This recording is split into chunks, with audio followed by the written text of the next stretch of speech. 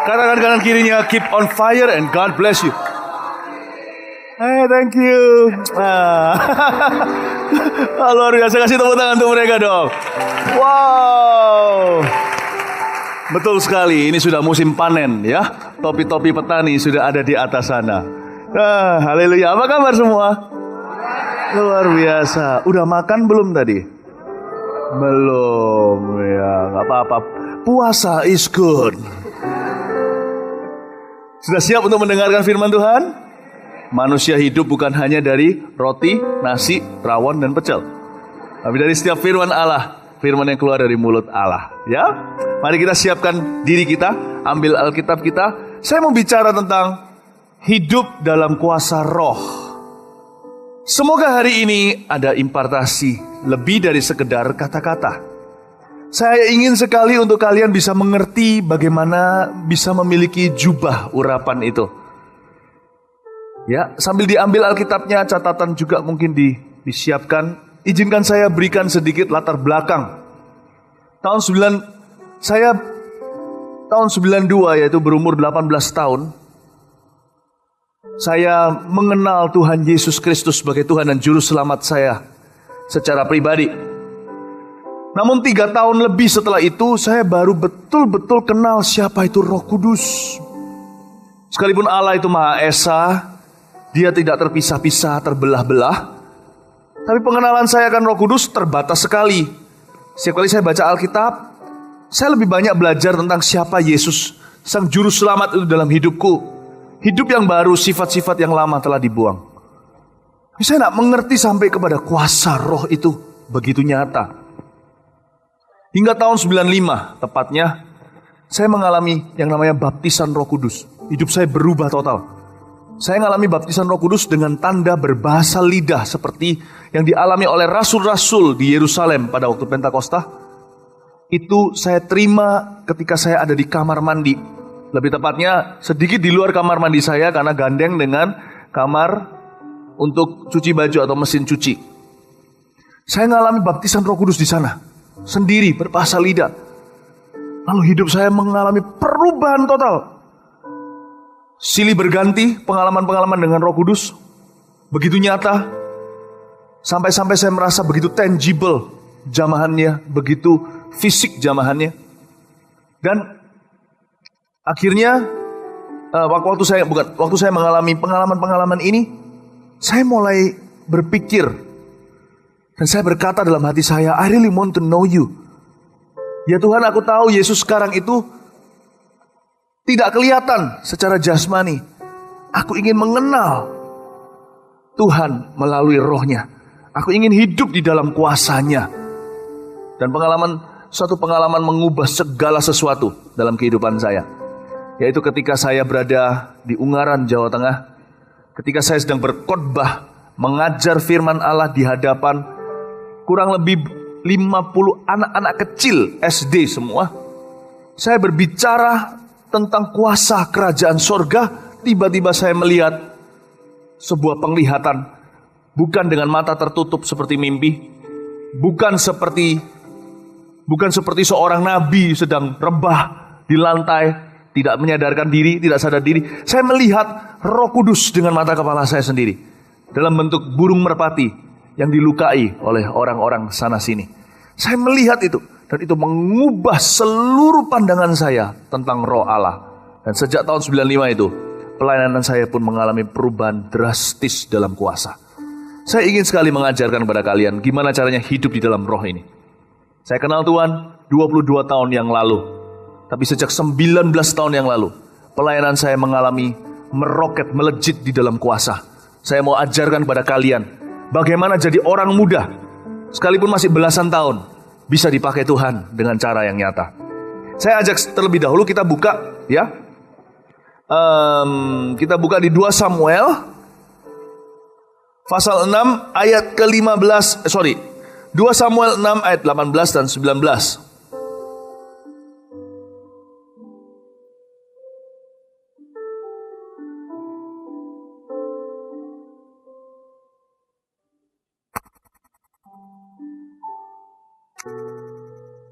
Dua Samuel 6 ayat 18 dan 19 bunyinya begini. Cerita tentang bagaimana tabut dipindahkan ke Yerusalem. Setelah Daud selesai mempersembahkan korban bakaran dan korban keselamatan, diberkatinya lah bangsa itu demi nama Tuhan semesta alam. Lalu dibagikannya kepada seluruh bangsa itu, kepada seluruh khalayak ramai Israel, baik laki-laki maupun perempuan, kepada masing-masing seketul roti bundar, sekerat daging dan sepotong kue kismis. Sesudah itu pergilah seluruh bangsa itu masing-masing ke rumahnya. Jangan ditutup dulu, saya jelaskan ayat 18-19 ini artinya apa.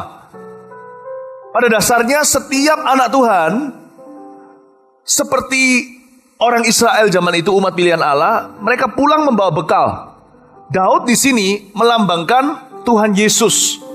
Dia adalah nenek moyang Tuhan Yesus. Yesus disebut sebagai anak Daud. Ingat waktu seorang pengemis buta berkata, "Anak Daud, celikkan mataku." Memang Tuhan Yesus dari keturunan Raja Daud. Daud sudah selesai mempersembahkan korban bakaran, korban keselamatan. Korban Daud hanyalah hewan, tapi korbannya Yesus adalah dirinya sendiri. Dia berkata di atas kayu salib, sudah selesai. Dia selesai mempersembahkan korban keselamatan bagi kita, penghapus dosa. Korban bakaran, dia berikan dirinya sendiri, nyawanya, dagingnya, darahnya. Setelah itu dibagi-bagikannya kepada seluruh bangsa itu oleh Daud. Setiap orang-orang mendapat seketul roti bundar, sekerat daging dan sepotong kue kismis. Lalu mereka semua bubar pulang ke rumah masing-masing. Every Christian, every believer, setiap orang benar, setiap orang Kristen, setiap orang percaya punya satu takaran dasar kuasa. Mereka pulang ke rumah selalu membawa seketul roti bundar dan sepotong kue kismis. Kita ini punya roti hidup. Yesus berkata, "Akulah roti hidup itu." Ketika Tuhan Yesus didekati sama seorang wanita Sirofenisia, dia minta untuk supaya anaknya disembuhkan dari kesetanan. Tuhan berkata, "Nggak baik loh ya memberikan apa yang menjadi milik anak kepada anjing." Tapi dia berkata, "Tapi anjing juga makan remahnya." Dengan kata lain, meskipun dia dapat mujizat, anak dapat roti. Jadi setiap kita itu punya roti. Apa itu roti hidup? Yaitu Yesus. Setiap anak Tuhan sama-sama pegang Alkitab di tangan. Inilah roti hidup kita. Bahkan juga ada yang namanya bahan saat teduh sehari-hari, namanya roti hidup. Ini roti hidup. We have the life of Jesus in our hands. Kita punya kehidupan Kristus di dalam tangan kita. Kita punya ceritanya tentang Tuhan Yesus. Injil, tidak ada traktat yang lebih hebat. Matius, Markus, Lukas, Yohanes, itu traktatnya tentang Tuhan Yesus yang tidak ada duanya. Kita sama-sama punya loh di tangan kita loh. Sama-sama umur 18 tahun, sama-sama umur 14 tahun, sama-sama umur 28 tahun. Pegang Alkitab yang sama, keluar dari publishing house atau percetakan yang sama pula. Jadi setiap kita itu pulang membawa seketul roti, sepotong kue kismis. Tapi jangan puas sampai kita punya Alkitab di tangan. Jangan kita puas sampai kita punya pengetahuan tentang siapa Yesus. Oh, aku tahu tentang Tuhan. Mari, jadikan pengetahuan itu gaya hidup. Berani pikul salib sebagai anak muda. Ayo kita masuk lebih dalam pengenalan, bukan sekedar pengetahuan. Kunci kuasa bukan terletak pada seketul roti. Hanya karena kita punya Injil di tangan. Malah kita semua hafal cerita-cerita. Kita tahu tuh, Bartimeus itu namanya orang buta yang minta-minta tadi. So what gitu loh kalau kita tahu namanya. Tapi kita harus jadikan yang namanya kehidupan Kristus ini menjadi kehidupan kita. Jadikan gaya hidup. Kita harus masuk di dalam rohnya. Hidup kita harus betul-betul dipimpin oleh Roh Allah. Sehingga seperti Yesus dipimpin Roh Kudus. Ketika di padang gurun dia dicobai lalu pulang ke Galilea di dalam kuasa Roh, kita juga bisa mengalami yang sama. Tuhan Yesus itu diurapi bukan karena dia anak Allah. Kalau begitu kan berarti curang. Tuhan Yesus mengosongkan dirinya dari keilahiannya. Ketika dia dibaptis, turunlah Roh Kudus dalam bentuk rupa secara fisik burung merpati turun di pundak dan di kepalanya. Lewat Roh Kudus yang sama yang Allah berikan, apalagi sejak Pentakosta, apalagi kita yang sudah mengalami baptisan Roh Kudus dengan tanda berbahasa lidah. Roh Kudus di dalam dirimu dan di dalam diriku sama dengan Roh Kudus yang di dalam Petrus dan Yakobus, Yohanes serta Paulus. Paulus itu loh yang sapu tangannya menyembuhkan itu, rohnya ada di dalam diri kita, yaitu rohnya Tuhan Yesus. Petrus yang berjalan bayang-bayangnya menyembuhkan, itu sama. Rohnya ada di dalam kita. Roh yang sama yang ada atas ministrinya Tuhan Yesus 3,5 tahun tersebut, ada di dalam ministri dan panggilan kita. Karena itu Yesus berkata sebelum dia diangkat ke sorga, kamu akan melakukan pekerjaan yang aku lakukan, bahkan lebih besar. Tuhan mau kita masuk di dalam dimensi kuasa Roh Kudus. Paulus berkata, hendaklah kamu kuat di dalam kuat kuasa Roh Kudus maksudnya. Jadi lewat Roh Kudus ini kita juga dibawa di posisi yang sama dengan Tuhan Yesus, yaitu di posisi anak. Dia anak Allah yang tunggal, tapi kita juga anak-anak Allah karena pengorbanannya. Dan Roh Kudus, karena Roh Kudus di dalam kehidupan kita itu, kita bisa berseru ya Aba ya Bapa, di posisi yang sama dengan Tuhan Yesus. Meskipun dia layak disembah, kita patut menyembah, tapi kita diberikan mandat yang sama dengan Tuhan Yesus di posisi anak. Karena itu aku tidak memanggil kamu lagi menjadi hamba, tapi menjadi sahabatku. Aku tidak malu disebut sebagai saudara-saudara di antara mereka, kata firman Tuhan tentang Tuhan Yesus. Jadi kita ditaruh karena Roh Kudus dalam hidup kita, kita di posisi anak itu.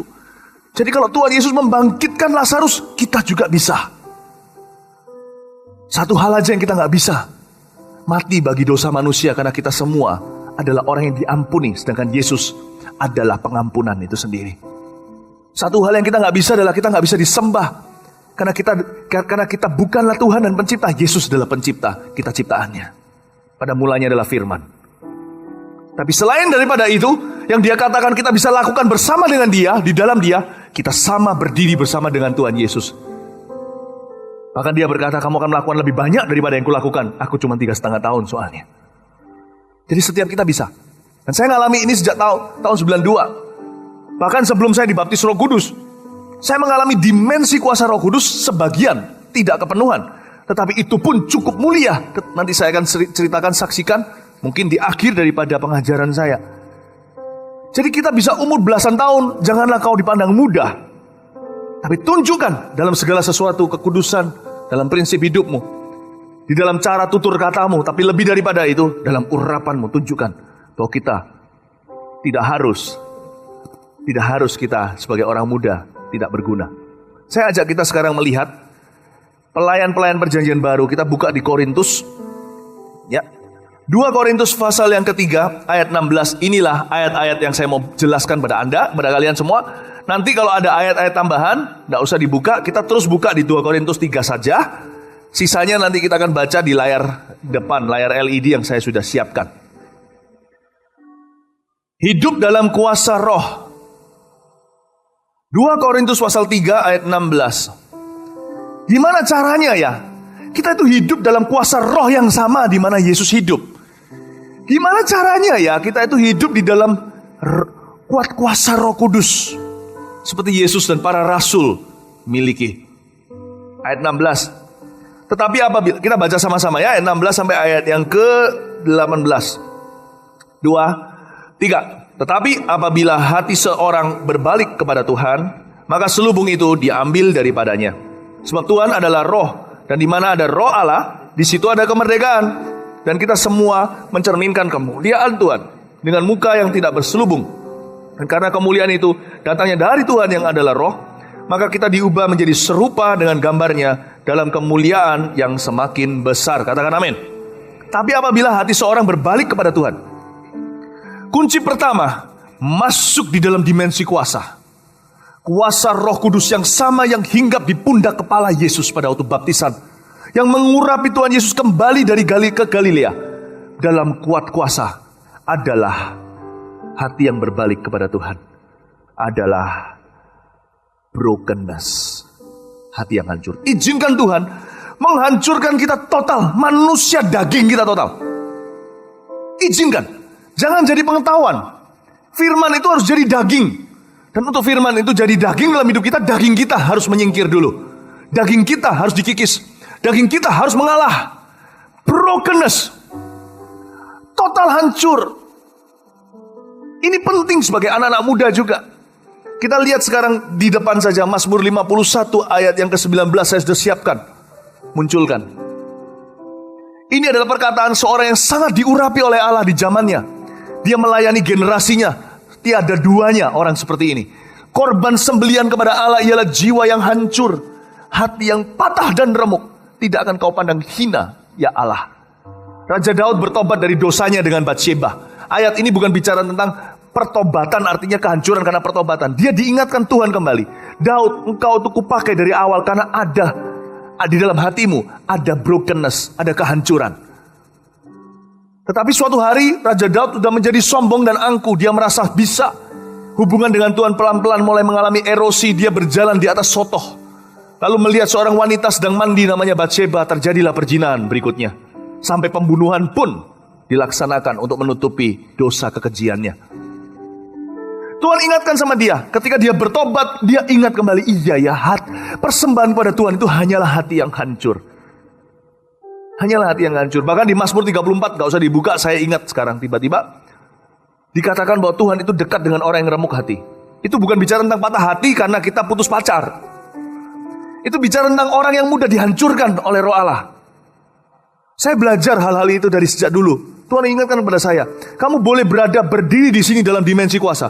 Kalau kamu muda, aku hancurkan. Detik di mana kau angkuh, kau akan menjadi Raja Saul. Semua kemuliaan yang dulu hanya cerita belaka, lalu ke depan hanyalah afterglow atau sisa sinarnya. Mungkin kamu masih bisa berjalan berapa tahun dalam urapan, tapi gak ada pewahyuan baru lagi. Tidak ada pernyataan kuasa yang baru lagi. Kalau kamu sudah berjalan di dalam kedaginganmu. Hai orang Galatia, betapa bodohnya kamu. Kamu memulai dengan roh, maukah kamu sekarang mengakhiri dengan daging? Tuhan ingatkan kita, untuk kita berada di dalam dimensi kuasa, dan kuasa itu semakin berkembang, bertambah dalam hidup kita. Kuasa Tuhan maksudnya. Pernyataan Tuhan, pewahyuan Tuhan dalam hidup kita, kemuliaannya itu kalau mau bertambah, satu-satunya jalan adalah kita harus selalu mau dihancurkan. Anak-anak muda yang paling susah dihancurkan soal love life atau hubungan atau hidup cinta. Oh, saya ngalami itu. 18 tahun, saya pun jatuh cinta. Tapi Tuhan beritahu sama saya ketika saya senang dengan satu orang yang bukan anak Tuhan. Saya tawar-menawar dengan Roh Kudus, saya berkata, Tuhan, bolehlah ya nanti saya bawa ke gereja, kan dia terlebih besar di dalamku. Kan Roh Allah lebih besar dalamku daripada roh yang dalam dunia. Jadi nanti aku bisa pimpin dia. Tapi Tuhan berkata, detik di mana engkau mengambil keputusan untuk jadian sama orang itu, rohku sudah tidak besar di dalam dirimu. Kamu sudah jual rohku. Ingat itu, memang betul. Kamu bisa bawa orang itu, tetapi bawa dengan caraku. Bawa dengan caraku. Karena itu, siapa yang menaruh di dalam statusnya win the loss at all cost, diganti ya. Kita tidak memenangkan jiwa dengan membayar segala harga. Saya tidak akan memenangkan jiwa dengan ikut-ikut sama mereka mabuk-mabukan demi supaya bisa memenangkan pemabuk. Oh, saya harus menangkan orang itu, wanita itu. Kalau nggak saya pacari, dia nggak akan jadi orang Kristen. Tuhan tidak suruh kita menangkan jiwa dengan mengorbankan ketaatanmu. Don't win the loss at all cost. Win the loss God's way. With His power. Through our obedience. Jangan menangkan orang berdosa dunia dengan menangkan jiwa dengan segala cara. Menangkan dengan cara Allah. Menangkan melalui kuasa Roh Kudus-Nya. Dan melalui ketaatan kita kepadanya. Amin. Saya belajar waktu itu nego dengan Tuhan. Tuhan bilang gak boleh. Saya harus taat. Pada waktu itu namanya orang jatuh cinta. Saya belum kenal dengan cinta sejati saya. Tapi waktu itu saya merasakan seperti seolah-olah saya dibentuk Tuhan. Tuhan bilang sama saya, kamu tidak bisa lanjut berjalan di dalam panggilan. Kalau kamu tidak berjalan di sini, kamu berpisah dengan aku, kata Tuhan, kata Roh Kudus. Dan saya berkata, ya Tuhan, bentuklah aku, hancurkan aku sekali lagi. Soal pengampunan, saya dihancurkan bolak-balik. Kalau saya mau kepahitan dari dulu, bro. Saya kalau mau kepahitan dari dulu. Di Kanada, selama 8 tahun saya tinggal di sana, I belong to just one church. With 1001 problems. Saya seumur hidup cuma punya 2 gereja. Saya tidak lagi ke gereja pertama karena terlalu jauh. Setiap akhir pekan kalau ke Kanada, capek. Perjalanan 24 jam soalnya. 20 jam lah, 22 jam. Naik pesawat. Capek. Listen. Selama saya di Kanada, saya cuma 1 gereja. Di Indonesia dari tahun 98, hari ini total saya sudah berapa tahun berarti? 16 tahun sejak pulang ke Indonesia. Betul ya, 16 ya? Ya betul. Jadi, nih, belum makan, matematika lemah. Saya 16 tahun, saya cuman bergabung satu gereja saja. Saya nggak pindah-pindah. Susah loh ketemu orang yang sama, bertahun-tahun dibentuk, digesek. Nggak gampang, apalagi waktu di Kanada. Muter-muter melulu, ya 50 itu. Karena jemaat di sana waktu itu 50, lalu bertumbuh. Akhirnya sebelum saya pergi jadi 100. Saya melulu putar-putar, ya orang-orang itu. Sekali lukai, gimana lupakan. Kanan kiri ketemu muka itu. Saya dibentuk, dihancurkan, diulek sama Tuhan. Untuk soal pengampunan, menerima kelemahan orang lain, kekurangan, dan juga perbedaan. Kalian kalau di CG dibentuk, jangan kalian menyerah. Di sekolah dibentuk, jangan menyerah. Di rumah, di keluarga dibentuk, jangan nyerah. Itu adalah bagian dari brokenness. God is breaking you, so He has His way in you. Tuhan ingin menghancurkanmu agar Tuhan memiliki jalan tol dalam hidupmu. Brokenness. Tetapi apabila hati seseorang berbalik kepada Tuhan, selalu memilih hati ini tertuju kepada Tuhan dan bukan kepada perkara-perkara duniawi, itu langkah pertama. Maka selubung itu diambil daripadanya, ayat 16 katakan, berkata, ayat 17, sebab Tuhan adalah roh, dan di mana ada roh Allah, di situ ada kemerdekaan. Setelah kita mengalami brokenness, maka akan muncul yang namanya joy. Sukacita. Tuhan kekuatanku. Ada sukacita yang tidak tahu dari mana. Ketika orang itu mau dibentuk oleh Roh Kudus, Tuhan, ketika kita mau dibentuk oleh Tuhan Yesus, maka Tuhan Yesus akan mempercayakan takaran roh yang lebih besar dalam kehidupan dia. Roh yang sama, tapi takarannya beda. Gini loh, sama-sama pulang membawa seketul roti, sama-sama pulang membawa sepotong kue kismis. Tapi anehnya, meskipun UMR-nya sama, meskipun kuasa dasarnya sama, ada orang tertentu yang melimpah-limpah dalam kuasa. Itu karena orang itu lebih berserah. Di situ kuncinya. Di situ kuncinya. Orang itu mau memberikan hatinya pada Tuhan. Itu kuncinya. Sama-sama orang Kristen nih. Alkitab sama-sama di tangan. Tapi bisa terjadi takaran kuasa yang berbeda 30, 60 hingga 100 kali ganda. Terletak di mana? Terletak dalam respon orang itu sama Tuhan. Tuhan itu menanti respon kita. Ketika kita berserah sama Tuhan, break me Lord, break me. Bend me, bend me. Kalau dalam bahasa Surabaya mungkin apa ya? Tekuk aku Tuhan, tekuk aku. Ya. Tekuk aku. Bend me to your will. Ketika kita mau itu, kita meresponi Tuhan. Maka ada sebuah sukacita. Itu luar biasa sukacita. Sukacita sebagai anak Tuhan. Saya ajak kita untuk lihat Roma 8 di depan sini aja. Roma 8 ayat 15 sampai 21. Yang disebut kemerdekaan di sini itu bukan berarti gini loh ya. Di dalam kebaktian Roh Kudus hadir lalu semuanya ngawur. Dalam kebaktian semua Roh Kudus hadir lalu terjadi kebebasan. Itu ya iya. Kalau Roh Kudus hadir dalam sebuah ibadah bisa bayangkan. Yang sakit akan sembuh, yang lumpuh akan berjalan, buta akan mendengar. Harusnya begitu. Kalau nggak gitu mana kita tahu Roh Kudus hadir atau enggak? Saya salah ngomong ya? Saya bilang apa? Itu. Coba orang buta kalau tiba-tiba jadi kopok gimana? Gak bersyukur kan? Oh, buta mendengar harusnya bersyukur. Amin. Oh iya, jangan pernah. Coba bayangin. Nah, bagus. Berarti kalian semuanya memperhatikan. Tidak ada yang tertidur di dalam ibadah. Nah, coba bayangin. Kalau orang yang kita bawa datang, teman-teman kita yang belum diselamatkan, teman-teman kita belum lahir baru, yang mundur dari Tuhan. Teman-teman kita yang hatinya keras, gak mau percaya, yang masih skeptis, yang ragu-ragu, yang bimbang, datang di ibadah langsung berubah. Itu namanya Roh Allah hadir. Orang yang kena narkoba tiba-tiba kelepasan. Itu namanya Roh Allah hadir. Kebaktian harus begitu. Menurut saya sekarang kalau enggak, kebaktian ibadah lama-lama cuma jadi entertainment. Memungkiri kekuatannya. Kuasanya mana? We need power once again. We need power once again. Amin. Karena itu yang disebut kemerdekaan itu juga dalam bentuk ibadah. Tapi lebih daripada itu, kemerdekaan dimulai dari dalam diri kita. Ketika kita ini mengalami brokenness, ujungnya itu duka cita yang mendahului sukacita. Duka cita yang mendahului kemenangan. Terjadi seperti plong kebebasan. Terjadi seperti kemerdekaan di dalam roh kita. Kita merasa seperti wow, I've got the joy of the Lord. Punya sukacita luar biasa. Saya ajak kita lihat di Roma 8 ya, ayat 15-21. Sebab kamu gak menerima roh perbudakan yang membuat kamu menjadi takut lagi. Ini bukan roh agamawi. Maksudnya kamu gak menerima roh agamawi. Tetapi kamu telah menerima roh. Itu Roh Kudus yang kita tadi barusan bicara tentang hidup di dalam kuasa Roh Kudus itu. Ini roh itu yang menjadikan kamu anak Allah. Oleh roh itu kita berseru ya Abba, ya Bapa. Next. Roh itu bersaksi bersama-sama dengan roh kita bahwa kita adalah anak-anak Allah. Seperti ada kesaksian dalam diri kita. Iman itu gak perlu dipompa. Orang yang punya Roh Kudus itu seperti punya mata air. Dia memancar sendiri. Bedanya pompa, kita harus pompa-pompa dari luar. Banyak orang itu imannya masih sistem pompa. Dipompa-pompa dari luar. Gak boleh. Kalau kita kalau kita mengalami brokenness, kita mau dihancurkan oleh Roh Kudus, dari dalam kita akan memancar itu tanpa dipompa. Itulah sebabnya banyak orang iri sama orang tertentu. Kenapa imannya begitu? Aku kok gak bisa? Gak bisa. Yang Anda harus pelajari bukan imannya. Yang Anda harus pelajari adalah responnya.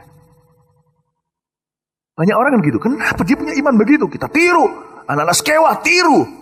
Paulus pakai sapu tangan. Mereka cari orang kesetanan. Tapi justru habis itu mereka dihajar sama orang kesurupan. Kita gak bisa tiru. Gak bisa tiru. Kalau kita memang mau tiru, tirulah brokenness orang itu. Bagaimana hatinya mudah dihancurkan oleh Allah, untuk Allah dan untuk kerajaannya, untuk jiwa-jiwa, untuk kebenarannya. Bagaimana mudah dihancurkan. Tiru itu. Dari dalam dirimu akan keluar mata air. Kita lanjutkan membaca kita. Ya. Dan jika kita adalah anak, maka kita juga adalah ahli waris. Nah itu maksudnya. Langsung kita tahu apa yang menjadi bagian kita dalam panggilan kita. Maksudnya orang-orang yang berhak menerima janji-janji Allah, yang akan menerimanya bersama-sama dengan Kristus. Ya itu kata sama dengan Kristus. Itu luar biasa. Kristus mau membiarkan dirinya disamakan dengan orang yang mau dihancurkan oleh Tuhan. Yaitu jika kita menderita bersama-sama dengan dia. Ini penderitaan gak tentu kita disalib sama seperti Yesus. Gak tentu kita dimartir, sebagian ada orang yang seperti itu di dunia. Tapi penderitaan di sini maksudnya orang yang mau dihancurkan egonya oleh Allah. Supaya kita juga dipermuliakan bersama-sama dengan dia. Maksudnya punya kuasa takaran yang sama. Ayat berikutnya. Sebab aku yakin bahwa penderitaan zaman sekarang ini tidak dapat dibandingkan dengan kemuliaan yang akan dinyatakan kepada kita. Ini kemuliaan bukan hanya ketika sangkakala berbunyi, ketika kita di akhirat loh ya. Tapi ini juga bicara tentang kemuliaan di dalam hidup ini. Nanti saya akan tunjukkan. Dalam sebuah rumah ada berapa macam perabotan. Ada perabotan untuk maksud mulia, ada yang kurang mulia. Kemuliaan itu bisa dialami sekarang. Itulah sebabnya ada orang-orang iri dengan sukses orang tertentu. Kok bisa begitu? Jangan begitu. Kita belajar sumber mata air orang itu. Kita belajar. Mengapa? Saya sendiri masih belajar kok. Saya itu belajar, saya belum sampai. Mungkin dibanding dengan beberapa kalian, mungkin saya lebih dulu. Tapi kalau kalian rajin meresponi Tuhan, nanti kalian punya iman akan sama indah, malah bisa jadi lebih besar suatu hari. So, setiap orang punya takaran tersendiri. I'm still learning. Sampai hari ini sudah 22 tahun. 19-22 tahun yang indah, luar biasa dalam kehidupanku. Saya melihat tangan Tuhan bekerja.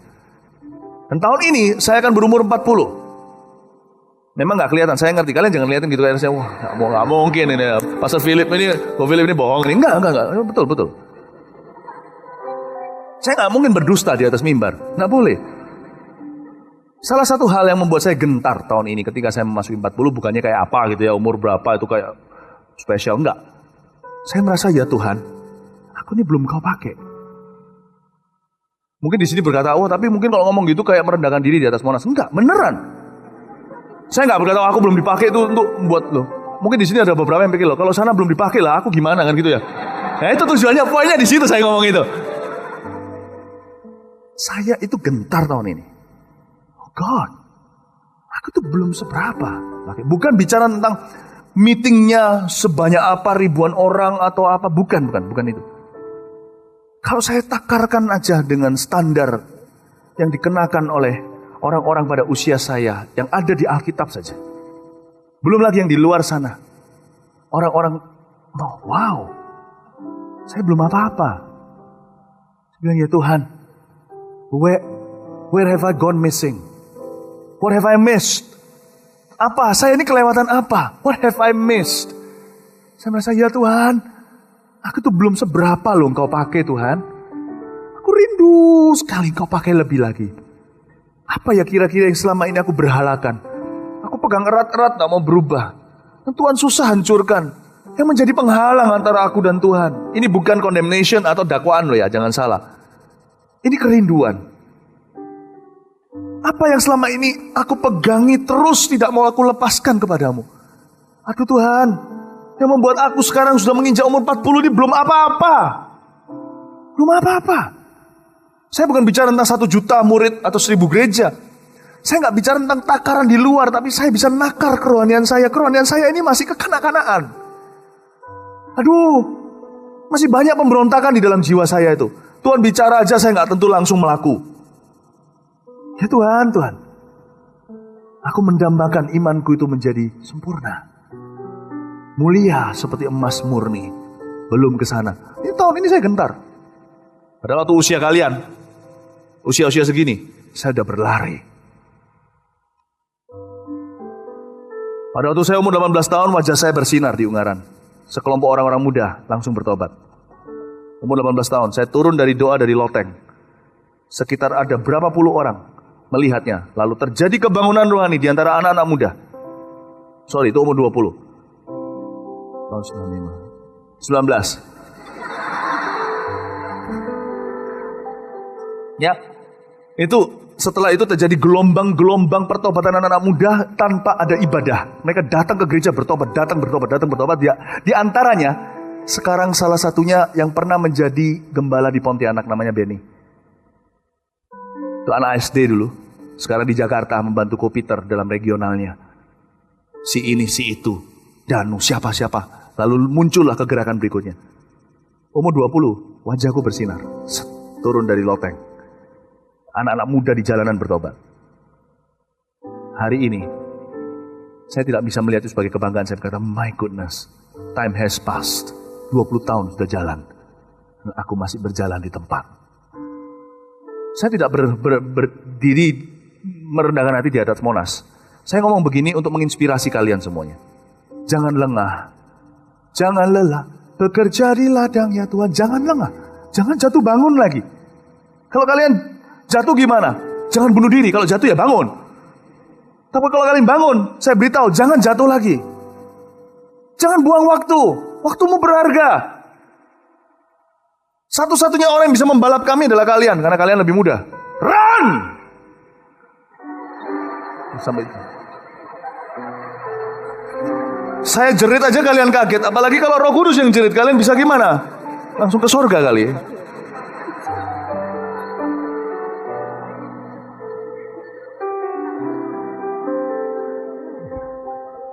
Saya bilang run.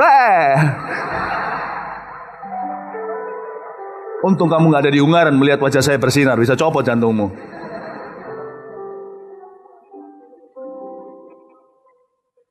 Kita lanjutin sedikit. Ayo.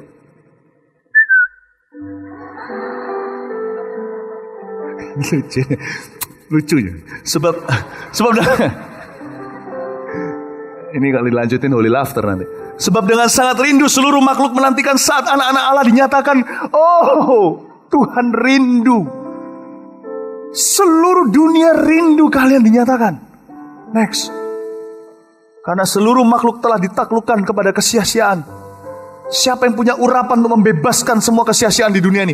Bukan oleh kehendaknya sendiri, tapi oleh kehendak Dia yang telah menaklukkannya. Ini yang punya urapan ayat 21. Tetapi dalam pengharapan karena makhluk itu sendiri juga akan dimerdekakan dari perbudakan kebinasaan dan masuk. Inilah urapannya. Kalian yang punya urapan itu, apapun bidangmu nanti, masuk dalam kemerdekaan. Kemuliaan anak-anak Allah, di mana ada Roh Allah, di situ ada kemerdekaan. Bicara tentang kehadiran Roh Allah, bukan di dalam ibadah semata-mata, dalam hidup anak-anaknya. You have been called to set your generation free from something. Kalian sudah dipanggil, ditentukan, dipilih untuk membebaskan generasimu dari sesuatu, entah apa. Setiap kalian seorang Musa, setiap kalian seorang Yosua. Kalian dipanggil untuk melayani generasimu dan generasi yang akan datang. Oh, saya bersyukur. Urapan saya juga turun-menurun. Maksud saya apa? Sekarang kalau saya pergi kemana-kemana segalanya itu yang ngikutin saya, yang foto-foto gini itu anak yang tambah kecil, tambah kecil, tambah kecil, tambah kecil. Sejak diadain KKR Yesus, KKR Trituel Anak, habis KKR yang Roh Kudus di Jakarta juga sama. Yang gini datang ke saya, anak kecil, anak-anak kecil. Dulu yang ngefans anak muda, sekarang tambah kecil, tambah kecil, tambah kecil. Tambah kecil. Itu urapan. Kita nggak dipanggil hanya melayani generasi kita. Kalau kita berlari cepat, kita masih muda, kita akan melayani yang lebih kecil, lebih muda. Gitu loh. Itulah keuntungan orang yang melayani Tuhan dari sejak masa muda. Kalau kita sudah tua, kita akan melayani umum. Tapi kalau kita dari muda udah mulai, dan kita waktu mencapai di takaran tertentu urapan tersebut masih muda, urapan kita bisa turun sampai yang lebih muda, lebih kecil. Kalau yang sama tua sudah lumrah, natural, alamiah. Tambah kecil, tambah kecil. Luar biasa. Yang lama, tidak lama yang lalu pada waktu kita ngadain KKR Trituel di sini setelah selesai nih. KKR Yesus atau enggak KKR yang Trituel di sini. Setelah selesai, saya mau lewat dari situ loh, dari situ ke sana, ke itu aja dari sini ke sana itu 45 menit. Macet total di Jakarta. Dari sini loh ke sana. Dirubung, digempur sama anak-anak kecil-kecil segini, minyon-minyon.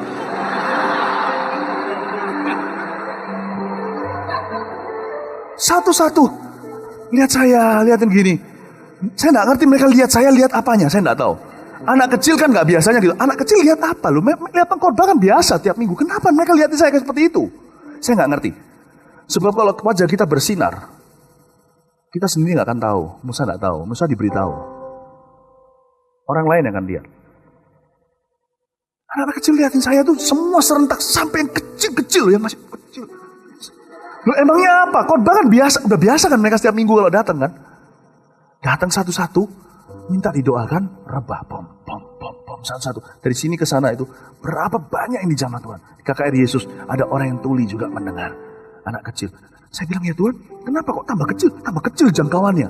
Tuhan bilang, nah itulah karena kamu mencapai taraf ini, kamu masih muda.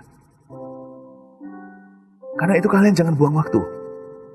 Kalau kalian tunggu tua kembali kepada Yesus, kalian melayani hanya kepada yang lebih tua. Tapi kalau kalian masih muda pada saat itu, urapan kalian itu horizontal, vertikal. Ngerti maksudnya? Semuanya kena. Dan saya mau beritahu kepada kalian, saya merasa sekarang tahun ini, saya merasa, ya Tuhan, I thought I served you too soon. I was wrong. Aku kira aku melayanimu terlalu muda, terlalu dini, aku salah. Andai kata saya sekecil kamu pada waktu saya menerima Yesus. Oh Tuhan, Tuhan bisa pakai kalian. Kalian jangan punya urapan biasa-biasa waktu kalian masih umur sekian. Urapan kalian sudah bisa luar biasa dari sejak hari ini. Amin. Amin. Hampir salah ngomong. Amin Bapak Ibu Saudara. Nah, Roma 8 tadi yang kita baca bicara tentang kemerdekaan itu. Tuhan mau kita memiliki kemerdekaan, joy, sukacita menjadi anak Tuhan.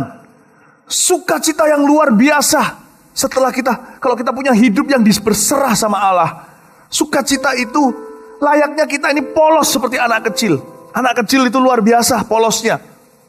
Ah Tuhan, sampai kapanpun aku kepingin sekali punya iman seperti anak kecil, bukan iman yang kekanak-kanakan. Anak kecil ya, coba bayangkan kepolosan seorang bayi. Kepolosan bayi itu gak bisa berjalan, dia digendong. Saya kepingin ya Tuhan, urapan ini menggendongku. Aku ingin hidup di dalam kuasa roh, demikian rupa roh Allah menggendongku. Aku tidak ingin berusaha dalam hidup ini untuk menang. Aku ingin kau urapi aku untuk menang. Gendong aku Tuhan. Sehingga aku tidak merasa apapun yang aku lakukan ini susah, tapi aku lakukan dengan gairah, dengan sukacita, dan kau lakukan sisanya. Anak kecil itu gak bisa bicara. They cannot walk, they cannot talk. Bukan anak kecil, bayi. They cannot talk. Saya kepingin sampai kapanpun sebagai pengkhotbah, saya gak perlu bingung apa yang mau saya ucapkan. Tuhan akan kasih saya. Seperti Mazmur 8 ayat 3 berkata, dari mulut bayi, anak-anak dan bayi dan anak-anak yang menyusu, kau letakkan firman-Mu. sebagai dasar kekuatan untuk membungkam musuh-musuhmu. Kebanyakan kita kan gitu, kalau orang sudah terlalu kompleks pikirannya, orang kalau sudah tidak punya hubungan yang berserah dengan Allah, terlalu mikirkan gengsinya, disuruh doa di CG gak mau, nanti orang pikir apa. Suruh sharing, aku gak bisa ngomong, gak bisa bicara. Tahu gak Tuhan di dalam bisnisnya mengurapi orang yang tidak pandai bicara seperti Yesaya, seperti Musa, dijadikan jubir-jubir kerajaan sorga yang tiada duanya. Saya tidak mau khawatir apa yang saya mau ucapkan kepada orang besok ketika saya berkhotbah. Sampai kapanpun hidupku dituntun oleh Roh Allah. Selama hatiku ini mudah dihancurkan, Allah akan memberi bayi yang satu ini perkataan yang diperlukan pada waktunya. Tuhan akan memberikan kepada saya. Jadi kalian jangan takut, nanti aku harus ngomong apa sama papa mama. Aku nanti harus ngomong apa sama guruku, aku harus ngomong apa sama teman-temanku di sekolah. Kalian cuma bingung satu aja, kalau kalian hidup di dalam Roh Kudus, kalian mau dituntun oleh Dia, mau dihancurkan, hidup dituntun oleh Roh Allah, tenang saja. Kamu tidak usah khawatir mau ngomong apa nanti. Tuhan sudah sediakan perkataannya, dan itu perkataanmu penuh dengan kuasa. Very powerful word. Very powerful. Saya pernah melihat anak umur 6 tahun ketika kita berdoa berdiri dan berkata sama papanya, "Papa jangan pergi ke airport, Papa jangan pergi." Umur 5 atau 6 tahun jangan pergi. Pesawatnya nggak jadi. Papanya nggak percaya, tetap pergi, dibatalin pesawatnya beneran. Luar biasa, anak kecil umur 6 tahun, dan saya bukan lihat sekali 2 kali, Tuhan kasih dia kata-kata untuk bernubuat ketika kita berdoa, dia dihinggapi Roh Allah. Very very small child. Papanya seorang hamba Tuhan, tapi diberitahu berkali-kali ada tuntunan pelayanan lewat kata-kata dari anaknya yang masih barusan saja wisuda balita. Luar biasa. Malah justru orang-orang yang sudah pandai berkhotbah susun segala sesuatu, malah justru yang merampok berkat Allah yang terbaik. Kalian gak usah khawatir lah ngomong apa. Besok aku cek apa. Banyak doa, banyak puasa. Itu sukacita. Belajar berserah, ya Tuhan aku anakmu, pakai aku Tuhan. Aku rindu Engkau pakai, aku rindu Engkau pakai. Lihat nanti. Ketika kalian injili seseorang, kalian takut-takut. Kalian bisa punya kata-katanya. Dan orang itu akan mendapat jawabannya. Anak kecil bayi tidak punya pakaian. Tapi dia harus dipakai, kasih baju. Kalau gak dikasih baju, dia akan telanjang. Sampai hari ini saya tidak bergantung dengan kepandaian. Untuk suksesnya hidup maupun pelayanan atau panggilan apapun juga yang saya lakukan, saya bergantung jubah urapan yang Tuhan berikan dan ganti setiap pagi dalam kehidupan saya. I'm wearing a new robe every day. Tuhan tidak di dalam bisnisnya dry cleaning. Bajuku yang lama kemarin dibuang langsung, Tuhan punya banyak. Setiap pagi Tuhan memberiku jubah yang baru. Saya minta kalian sebagai anak-anak kita semua, sebagai anak-anak muda, kita belajar untuk bergantung sama Allah. Kemerdekaan itu bicara tentang plong hati. Hati ini gak pakai khawatir, gak pakai mikirin gitu loh. Orang lain pikir apa tentang aku, gak usah mikir ke situ. Aku dalam kemerdekaan anak-anak Allah, aku anaknya, dia pasti akan jaga aku, dia urapi aku, dia pasti akan tuntun aku gak usah takut, gak usah khawatir. Amin. Amin. Lihat ini ya. Dan kita semua mencerminkan kemuliaan Tuhan dengan muka yang tidak berselubung, ayat 18. Dan karena kemuliaan itu datangnya dari Tuhan yang adalah Roh, maka kita diubah menjadi serupa dengan gambarnya. Sebelum kita nggak usah baca kalimat terakhirnya. Lihat ya, di sini dikatakan mencerminkan kemuliaan Tuhan. Orang yang hidup dalam Roh itu pertama-tama yang terjadi adalah dia akan mengalami brokenness. Lalu level kedua dia akan mengalami joy. Joy being a child of God. Sukacita menjadi seorang anak, bukan mental hamba. Yang ketiga, dia akan mengalami yang namanya usefulness. Dia akan mengalami pemakaian Allah. Orang yang hidup dalam Roh, dia akan rindu dipakai Allah lebih. Dan Allah memang akan memakainya lebih. 1 Korintus pasal 10 ayat 31. Kita lihat sebentar di depan sini. Orang yang, inilah tanda orang yang dipenuhi sama Roh Kudus. Kerinduannya adalah, aku menjawab, jika engkau makan atau jika engkau minum atau jika engkau melakukan sesuatu yang lain, lakukanlah semuanya itu untuk kemuliaan Allah. Tidak ada lagi nafas hidupnya selain daripada untuk memuliakan Tuhan. Orang yang dipenuhi Roh Kudus itu tandanya satu. Orang itu rindu memuliakan Allah dalam segala sesuatu. Tidak ada keinginan apa lagi dalam kehidupannya, kecuali untuk memuliakan Tuhan dengan apapun yang dia miliki. Baik makan, minum, semuanya Tuhan. Itu semuanya dipakai. Kita kerinduannya adalah untuk dipakai oleh Tuhan. Lihat ayat 2 Timotius 2 ayat 20-21. Dalam rumah yang besar bukan hanya terdapat perabot dari emas, dan perak, melainkan juga dari kayu dan tanah. Yang pertama dipakai untuk maksud yang mulia, dan yang terakhir untuk maksud yang kurang mulia. Ada dua perabotan. Next. Jika seorang menyucikan dirinya dari hal-hal yang jahat, maksudnya dia mau dihancurkan, dia akan memperoleh sukacita. Tapi Tuhan gak berhenti sampai sukacita. Allah kita itu gak cuman ingin membuat kita gembira, dia punya purpose, tujuan dalam kehidupan anak-anaknya. Sekali kita mencapai level kedua, sukacita, akan dilanjutkan sampai ke pengurapan. Lebih, akan dilanjutkan sampai pemakaian Allah yang luar biasa. Ia akan menjadi perabot rumah untuk maksud yang mulia. Ia dikuduskan, dipandang layak untuk dipakai tuannya, dan disediakan untuk setiap pekerjaan yang mulia. Disinilah kita melihat bagaimana hidup kita dipakai di luar kendali kita. Jangan heran suatu hari kalian mengatakan sesuatu yang biasa, Tuhan pakai itu untuk menyelamatkan nyawa. Kalian berdoa tanpa perasaan pompa-pompa iman, gimana kanker orang itu lenyap? Bisa begitu. Kalian bisa pergi ke satu tempat hanya karena liburan, ternyata itu jadi jawaban. Kemanapun kalian pergi tanpa terasa, Allah menjadikanmu perabot yang mulia. Dipakai baik kau menyadari atau tidak menyadarinya. Di situ sudah masuk dalam pengurapan yang luar biasa. Di mana anak-anak Tuhan bukan hanya merdeka sukacita, dia sudah dituntun oleh Allahnya. Kemana dia pergi, apapun yang dia katakan, berdampak buat orang. Ini luar biasa loh. Ini yang disebut dengan firman yang tadi kita baca, mencerminkan kemuliaan Tuhan. Kita tuh jadi cermin. Cermin itu tidak memberi, cermin itu tidak apa ya? Cermin itu tidak punya bentuk, bukan bentuk, tidak punya image atau bayangan sendiri. Jadi tergantung. Kalau cermin itu adalah cerminnya Tuhan, tergantung apa yang Tuhan taruh di depan cermin itu, maka cermin itu kan memancarkannya. Betul gak? Cermin gak punya rencana. Oke, gambar yang boleh ada cuma Donald Bebek. Kalau Mickey Mouse lewat, ya Mickey Mouse yang muncul. Dengan kata lain, Tuhan yang pegang kendali dalam hidupmu. Ini maksud saya. Saya kasih cerita ya, waktu suatu hari saya pelayanan nih di LA. Di LA saya pelayanan, setelah pelayanan selesai, yang direncanakan kan pada waktu itu khotbah. Saya khotbah, itu ribuan orang-orang. Di sebuah gereja yang besarnya 7 hektar. Gereja besarnya 7 hektar, itu gereja gede banget. Saya khotbah kan, setelah selesai khotbah, wah masuk ke ruang pembicara, nyantai. Saya kira Tuhan yang menurut pikiran manusia dipakai Tuhan itu hanya pada waktu ibadah. Saya masuk ke ruang pembicara, setelah itu santai ketemu beberapa teman-teman, udah. Saya pikir gini loh, saya mau ke WC dulu, kamar mandi.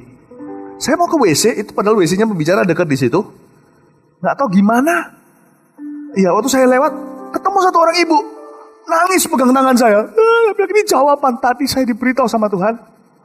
Kamu nanti naik ke atas sana, kamu nanti akan ketemu sama pembicaranya tadi.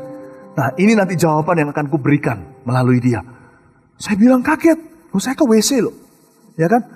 Terus saya mau ke WC tuh, mau pipis. Dicegat sama orang dengan menangis. Dan dia bilang, jawaban doaku telah datang.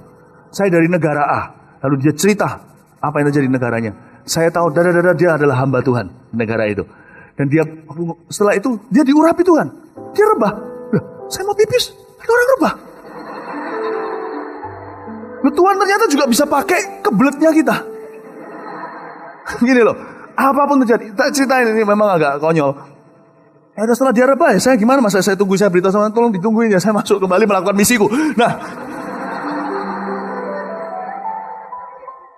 setelah saya keluar kan, saya masuk, saya harus lihat kanan kiri dulu dari WC.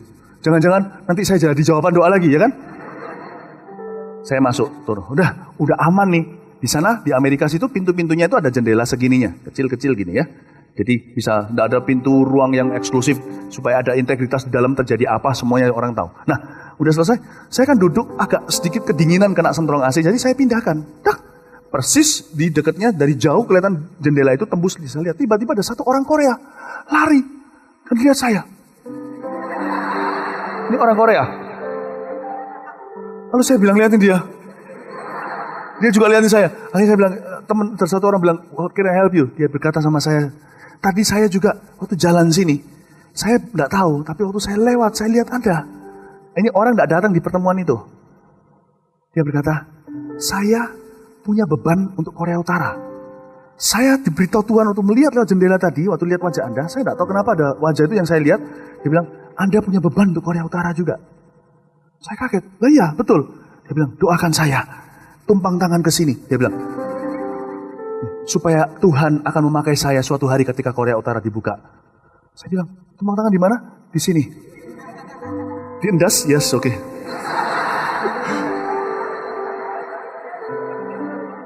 Saya tumpang tangan, rebah.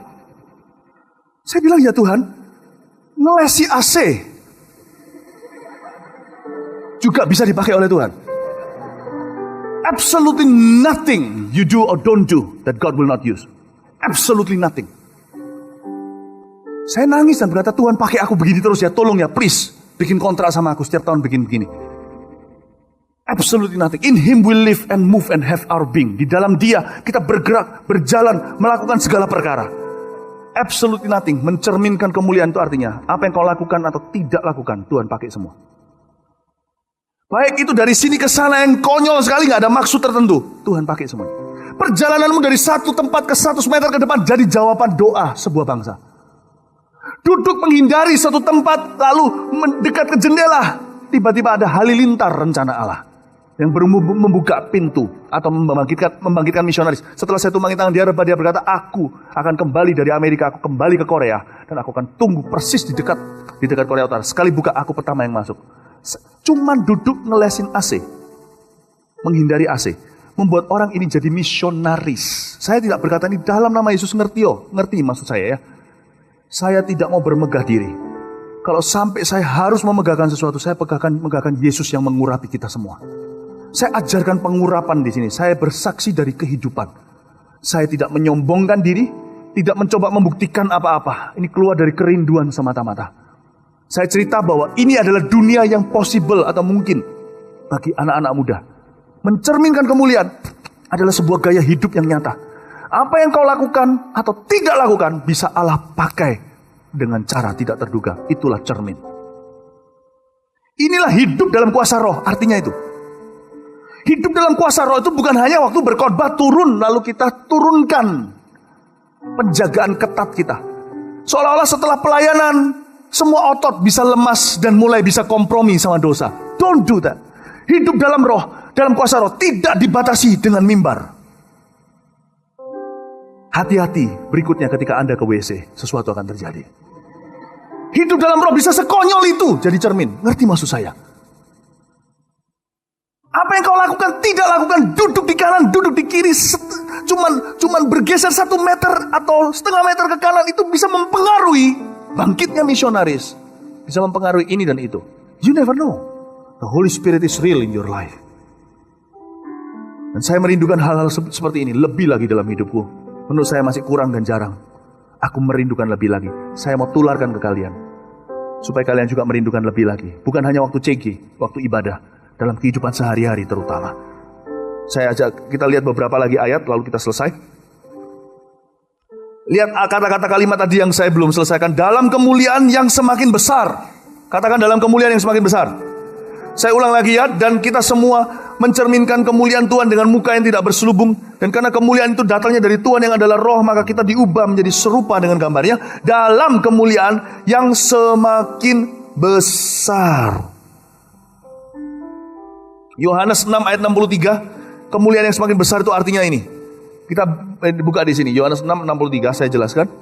Rohlah yang memberi hidup. Inilah janji Tuhan bagi mereka yang senantiasa konsisten hidup di dalam kuasa Roh Kudus. Rohlah yang memberi hidup. Daging sama sekali nggak berguna. Jadi kalau dihancurkan nggak apa-apa. Tuhan suruh saya ngampuni nggak apa-apa. Tuhan suruh saya ninggalkan kebiasaan buruk nggak apa-apa. Daging nggak berguna. Roh yang memberi hidup. Perkataan-perkataan yang kukatakan kepadamu adalah roh dan hidup. Lihat kata roh yang memberi hidup itu dalam bahasa aslinya artinya the Spirit quickens. Ini bukan dalam bahasa Indonesia susah diterjemahkan. Jadi terjemahan ini cukup bagus, sudah bagus sekali. Roh memberi hidup artinya gini. The Spirit quickens. Oke, ketika Yesus di dalam kuburan 3 hari itu kenapa gak busuk? Lazarus 4 hari busuk bau. Mestinya bau dong. Enggak.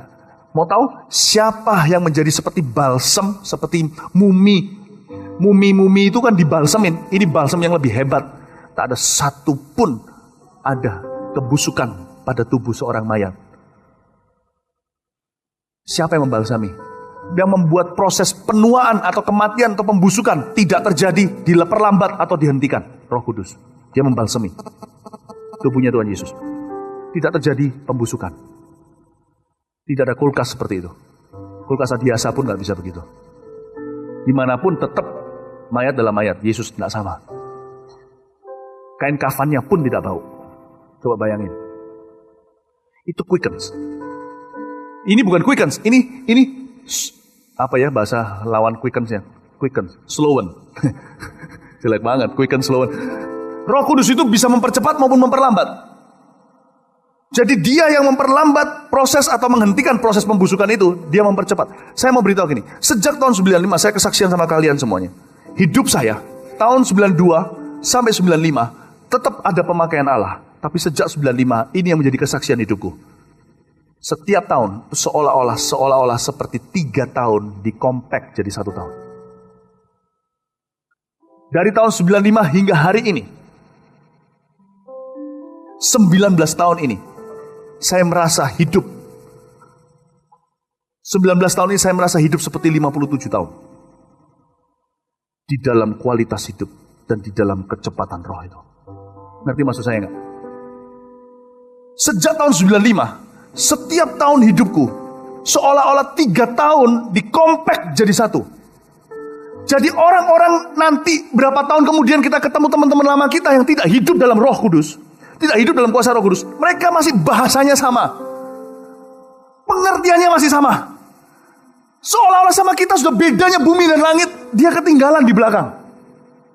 Ngerti maksud saya? Karena 1 tahun orang itu hanya 365 hari. 1 tahun kita sama dengan 1 tahunnya orang itu 365 hari kali 3. Kita berjalan quickens. Cepat. Hidup itu bisa jadi begitu penuh. Begitu berkualitas, begitu dipakai oleh Allah, begitu diurapi. The Holy Spirit quicken. Saya berdoa sejak tahun ini, saya mohon pada Tuhan. Jadikan hidupku seperti 7 tahun hidup orang lain. Dikompact jadi 1 tahun. Sejak tahun ini. Aku mau berjalan lebih cepat dengan roh Allah. Saya mau beritahu sama kalian, itulah janji Tuhan. Demikianlah kamu dalam kemuliaan yang lebih besar. Dari kemuliaan kepada kemuliaan yang lebih besar. Kemuliaan lebih besar itu apa artinya? Berarti kita, kemuliaan lebih besar itu berarti kita punya benda, barang-barang lebih besar. Berarti punya gedung lebih besar. Ya itu semua hanya berkat-berkat jasmani. Kemuliaan lebih besar berbicara tentang bagaimana rencana Allah berjalan begitu cepat. 1 tahunmu kemarin dibanding 1 tahun hari ini. Sudah jadul semuanya rasanya. Seolah-olah seperti perlombaan teknologi. HP tahun lalu aja smartphone dengan tahun ini kayak lelucon saja. Betul nggak? Fashion juga sama. Kalau orang yang ngerti fashion begitu, sepatu yang dipakai tahun lalu sudah lucu dipakai sekarang. Padahal cuma 1 tahun. Fashion di dunia ini jalannya cepetnya bukan main. Baru kemarin semua orang nari Gangnam Style. Mana si Sai sekarang? Ngerti maksud saya? Cepat berlalu. Lihat koran. Baru minggu lalu bicarain orang itu.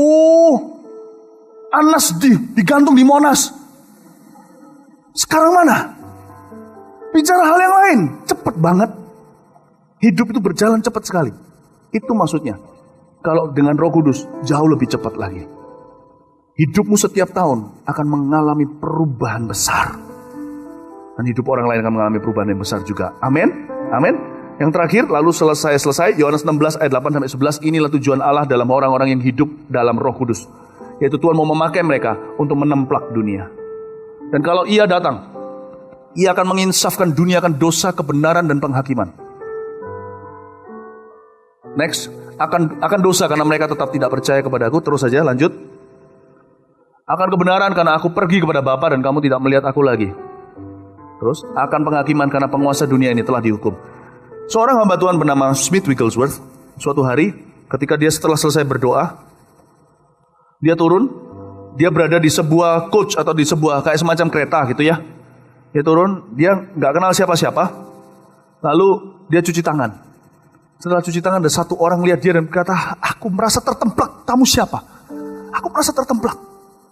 Lalu habis itu tidak lama kemudian, seluruh kereta itu semua berseru untuk keselamatan. Nangis semuanya. Seorang hamba Tuhan bernama Charles Finney, seorang lawyer pengacara, dipakai Tuhan. Orang ini punya seasons of prayer, punya waktu-waktu doa dengan Tuhan itu yang begitu indah. Dia kalau berdoa selalu di belakang rumahnya, di sebuah hutan yang ada di belakang rumahnya zaman itu, mungkin di negara barat masih banyak hutannya, tidak seperti sekarang metropolitan. Dia berdoa, ini hamba Tuhan di tahun 1800 sekian. Dia berdoa. Setiap kali Charles Finney sebelum datang masuk ke sebuah kota, 10 kilometer sebelum dia masuk, zaman belum ada mobil. Ya, orang pakai kereta kuda. Sebelum masuk, seluruh kota itu, kalau dia masuknya malam, nyalain lampu semuanya, lampu pakai lampu minyak.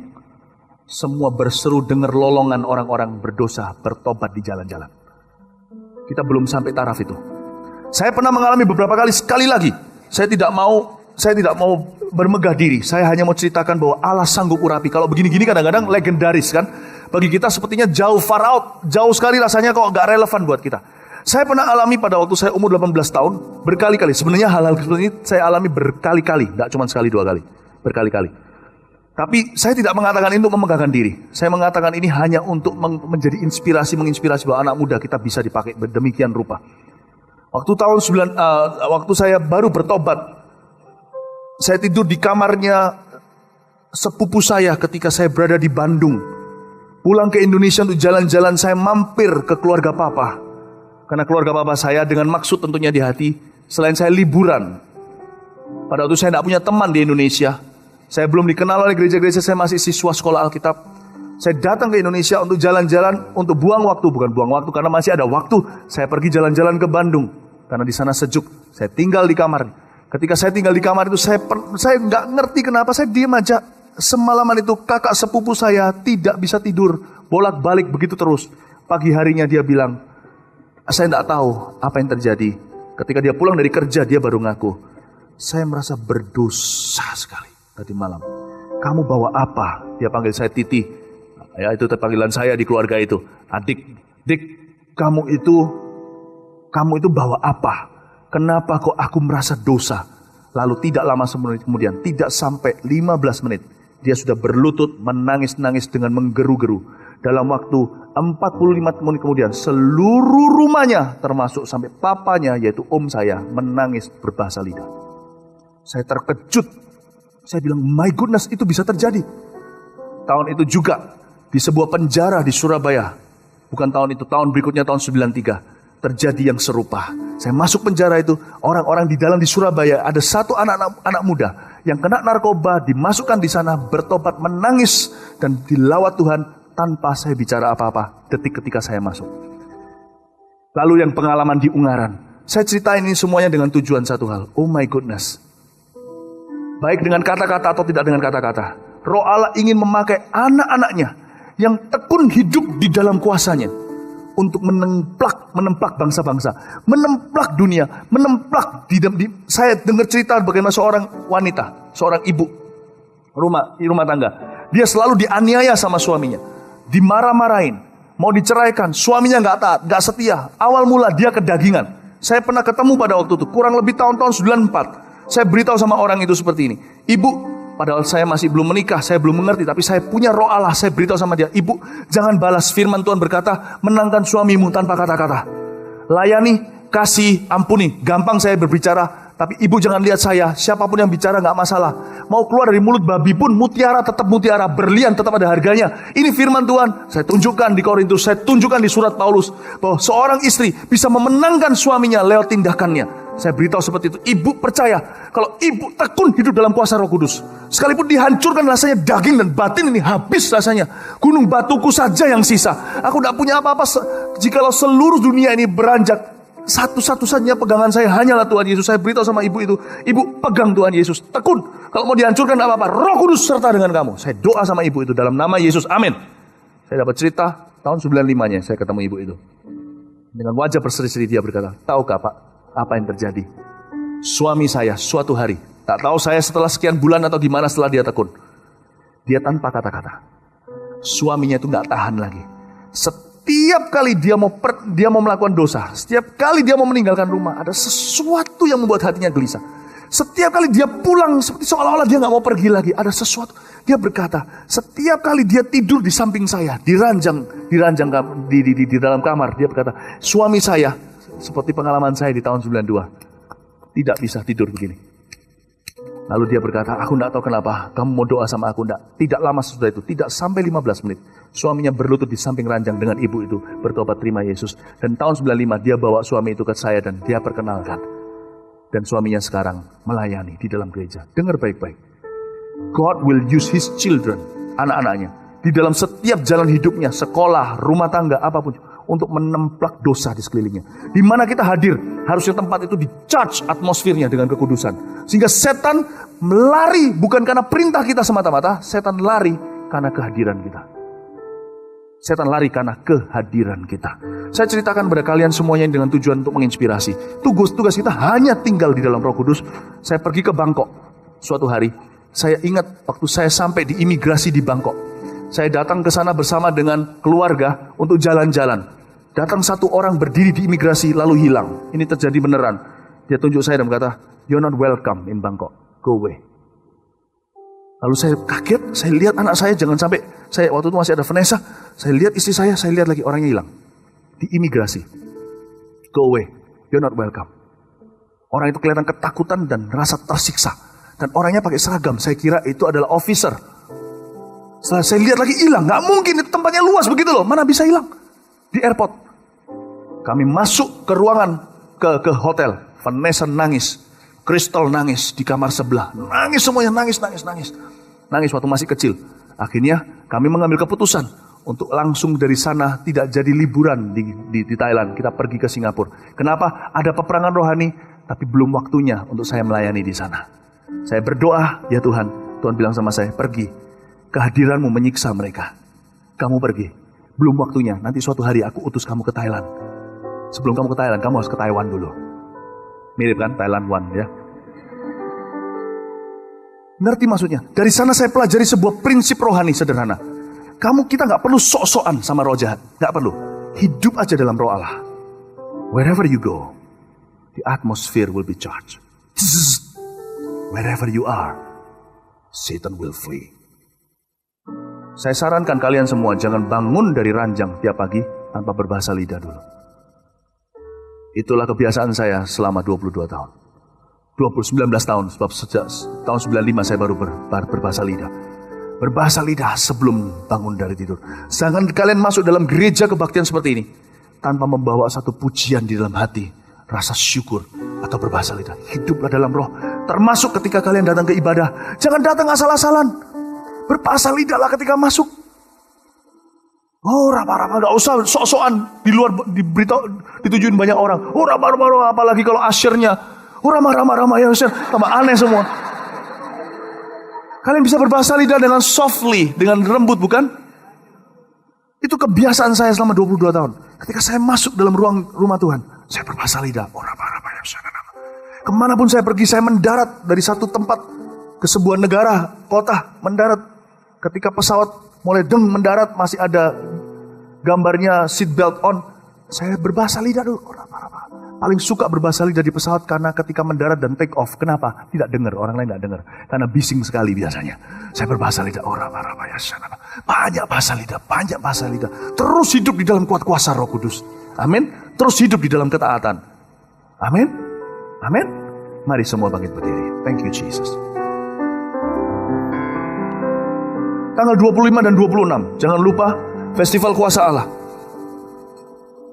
Datang 2 hari berturut-turut, bawa jiwa, bawa orang sakit. Terima kasih ya Tuhan. Terima kasih ya Tuhan. Oh, ramah.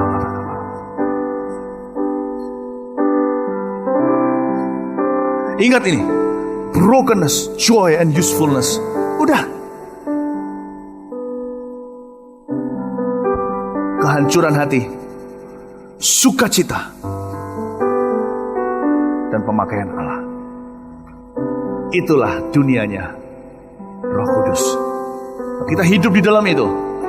Kemanapun kita pergi, apapun yang kita lakukan atau tidak lakukan, Tuhan akan memakai kita. Saya berdoa, kalian semua akan diurapi Tuhan dengan cara yang luar biasa.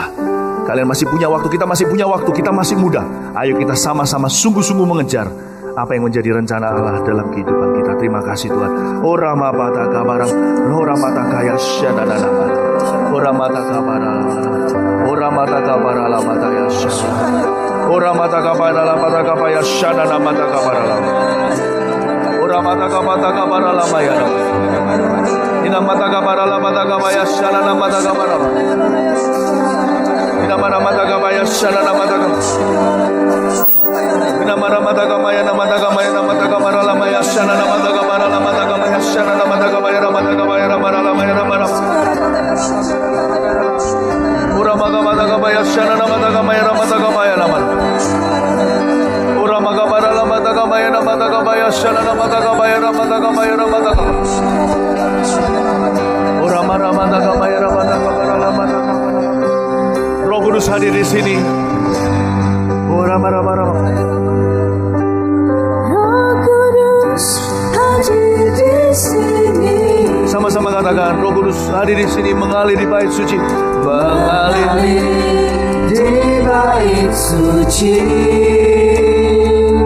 Yesus, Kau dimuliakan Tuhan. Perkara ajaib pun terjadi, kuasa mujizat nyata, karena Roh Allah sedang bekerja. Roh Kudus hadir di sini. Roh Kudus hadir di sini, mengalir di bait suci. Perkara ajaib pun terjadi, kuasa mujizat nyata, karena Roh Allah sedang bekerja. Tiada yang mustahil, dan tiada yang sukar, bila Roh Allah turut bekerja. Tiada yang mustahil bagi orang percaya, karena Roh Allah turut bekerja di antara kita. Sekali lagi, Roh Kudus hadir di sini. Roh Kudus hadir di sini, mengalir di bait suci, mengalir di bait suci. Perkara ajaib pun terjadi, kuasa mujizat nyata, karena Roh Allah sedang bekerja. Roh Kudus hadir di sini, mengalir di bait suci, mengalir di bait suci. Perkara ajaib pun terjadi, kuasa mujizat nyata, karena Roh Allah sedang bekerja. Tiada yang mustahil, dan tiada yang sukar, bila Roh Allah turut bekerja. Tiada yang mustahil bagi orang percaya, karena Roh Allah turut bekerja antara kita. Kita akan nyanyikan lagu ini sekali lagi dengan cepat. Kita tidak punya banyak waktu. Saya minta fasilitator maju ke depan, bawa barang pribadinya. Saya mau berdoa bagi kalian. Saya mau meninggalkan sebuah jubah untuk kalian bisa miliki dalam pelayanan kalian. Mengalir di bait suci. Thank you Lord. Perkara ajaib pun terjadi, kuasa mujizat nyata. Bapak, hamba berdoa, Tuhan Yesus, Kau dimuliakan. Sedang bekerja. Tuhan Yesus, Kau dimuliakan dalam kehidupan kami. Tuhan Yesus, Kau dimuliakan dalam kehidupan kami. Tuhan Yesus, Kau dimuliakan. Yesus, Yesus, Yesus. Yeremia 33 berkata, berserulah padaku, aku menunjukkan padamu perkara-perkara yang tidak kamu tahu. Hamba berdoa, hamba dengan sederhana minta supaya Engkau memberi mereka jubah pengurapan yang baru ya Tuhan, yang mereka tidak miliki sebelumnya. Angkat revivalist daripada kelompok ini di dalam nama Yesus.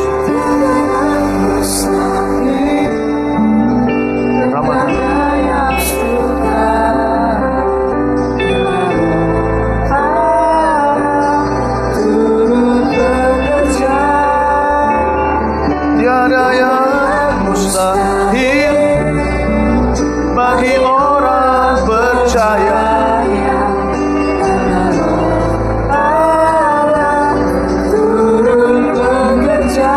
Di antara kita, musik saja main. Lihat saya tidak pernah mengobrol pengurapan. Saya lakukan hanya karena Tuhan gerakkan.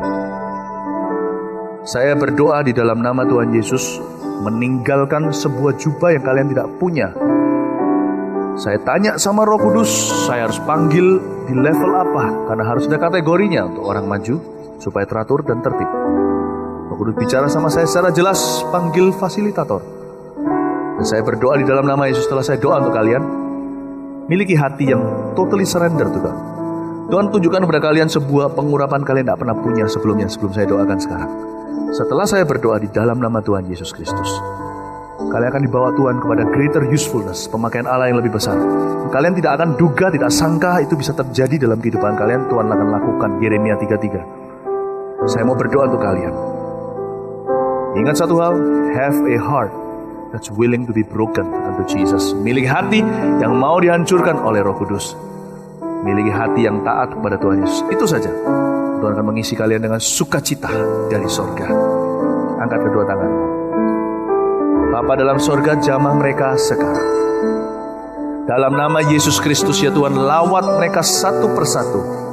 Seperti bayi yang tidak bisa pakai pakaian sendiri, beri mereka jubah. Ya Tuhan, pelayanan yang mereka tidak pernah miliki sebelumnya. Di dalam nama Tuhan Yesus Kristus, Tuhan jamah, Tuhan kenakan jubah pengurapan pada diri mereka ya Tuhan Yesus. Seperti Elia menjatuhkan jubahnya pada Elisa, Elisa memunggutnya, aku jatuhkan jubah itu pada mereka untuk kemuliaan Yesus. Di dalam nama Yesus Kristus, haleluya. Terima semuanya di dalam nama Yesus. Terima dalam nama Yesus.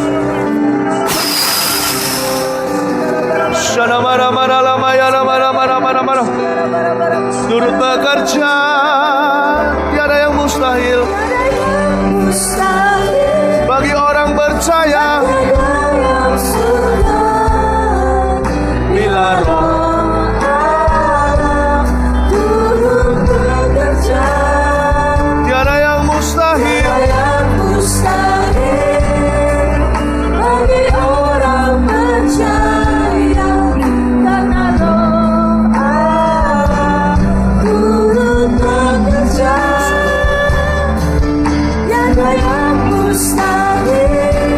Sini angkat tangan, sebelah sini angkat tangan.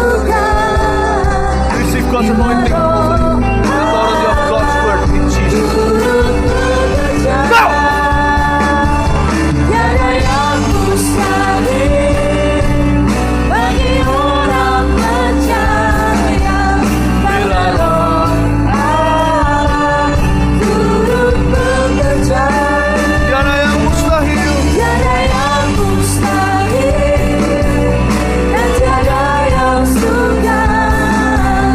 Bila